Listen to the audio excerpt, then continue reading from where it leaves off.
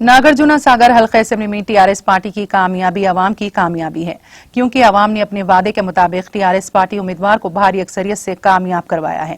इन ख्यालात का इजहार रियासती वजीर दाखिला मोहम्मद महमूद अली ने प्रेस नोट जारी करते हुए किया।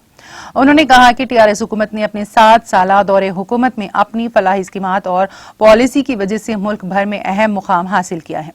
कलवा कुंटला चंद्रशेखर राव की क़यादत वाली टीआरएस हुकूमत ने तेलंगाना रियासत में सेक्युलरिज्म की बेहतरीन मिसाल कायम की है। केसीआर ने तेलंगाना में तमाम तबकात की फलाह बहबूद और रियासत की तरक्की के लिए अनथक कोशिशें कर रही हैं। यही वजह है कि तेलंगाना आवाम उनकी कारकर्दगी से काफी खुश है। तेलंगाना हुकूमत ने मुल्क भर में सबसे पहले मुसलमानों की फलाह बहबूद के लिए रेसिडेंशियल स्कूल्स व कॉलेजेस, ओवरसीज स्कॉलरशिप्स, शादी मुबारक के अलावा मुतादिद स्कीमात को रूबा अमल लाया। इसी तरह किसानों की फलाह बहबूद के लिए रेतु बीमा और रेतु बंधु स्कीमात को अमल में लाया, जिससे किसान तबका काफी खुश है।